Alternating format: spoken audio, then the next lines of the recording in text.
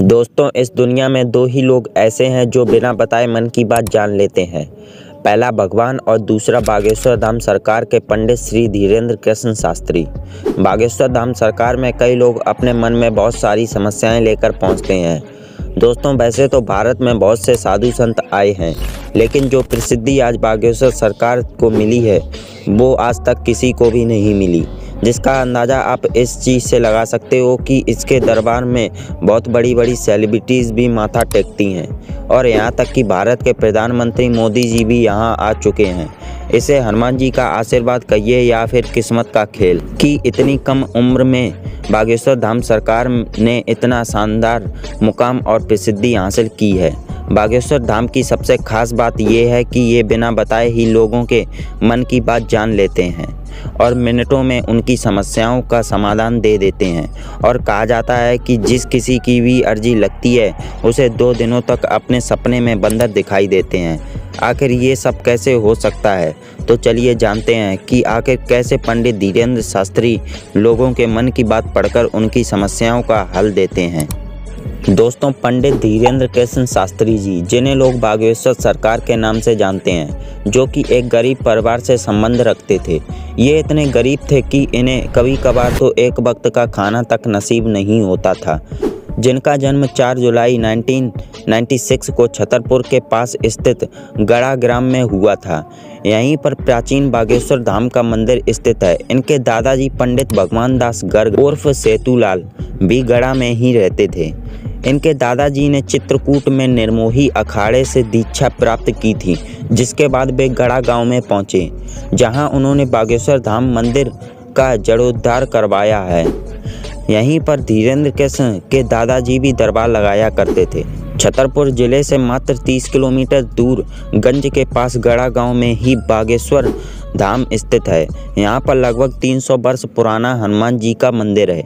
यहाँ की खास बात यह है कि जो भी श्रद्धालु सच्ची भक्ति भावना से अपनी समस्याओं को लेकर यहाँ आते हैं, श्री राम की कृपा से हनुमान जी उसके सभी मनोकामनाओं को पूरा कर देते हैं और उसके सारे कष्ट हर लेते हैं। इस मंदिर के पुजारी व प्रमुख श्री धीरेंद्र कृष्ण शास्त्री को हनुमान जी की विशेष कृपा से सिद्धियां प्राप्त हैं। इस दरबार में आने वाला कोई भी व्यक्ति खाली हाथ और निराश होकर नहीं जाता।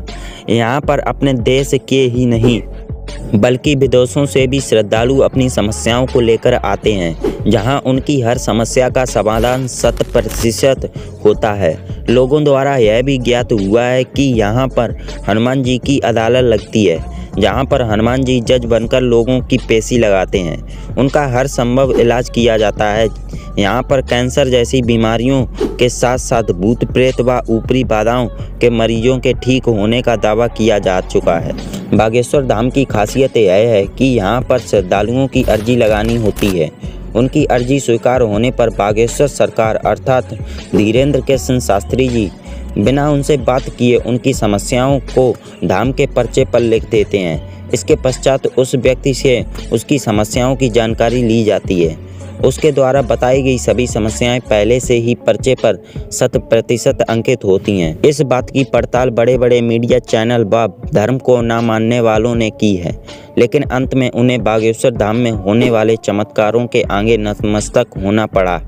बागेश्वर धाम में होने वाले चमत्कारों को लेकर धीरेंद्र कृष्ण शास्त्री का कहना है कि उस दिव्य आत्मा से जुड़ने के लिए ध्यान विधि योग का प्रयोग करते हैं, जिसे त्राटक भी कहा जाता है। साथ ही उन पर गुरु की भी कृपा है, जिसके कारण उनके मन में एक ऊर्जा का संचार व अनुभव होता है, जिसके माध्यम से वह सामने वाले व्यक्ति यहाँ तक कि उनसे हजारों किलोमीटर दूर बैठे व्यक्ति की समस्याओं को भी जान लेते हैं, जिसमें उस व्यक्ति की समस्या के अतिरिक्त पारिवारिक जानकारी, उसका नाम व पता सभी कुछ पहले से ही बता दिया जाता है। साथ ही उसका उपचार भी हो जाता है। लेकिन दोस्तों, क्या आप जानते हैं, जिस भी व्यक्ति की अर्जी को श्री बालाजी सरकार स्वीकार कर लेते हैं, उस व्यक्ति को या फिर उसके परिवार के किसी भी व्यक्ति को लगातार 2 दिन सपने में बंदर दिखाई देते हैं। सपने में बंदर दिखाई देने वाली बात बिल्कुल सही है। जितने भी लोगों की अर्जी स्वीकार हुई है, उनको अपने सपने में बंदर ही दिखाई दिए हैं। दोस्तों ये बात हम नहीं कह रहे, बल्कि जिस किसी की भी अर्जी लगी है उन सबका भी यही कहना है। अगर आप अपने घर से ही बागेश्वर धाम मंदिर की अर्जी लगाना चाहते हैं तो उसके लिए आपको पंडित धीरेंद्र कृष्ण शास्त्री द्वारा बताई गई विधि को अपनाकर अर्जी लगाना होगा।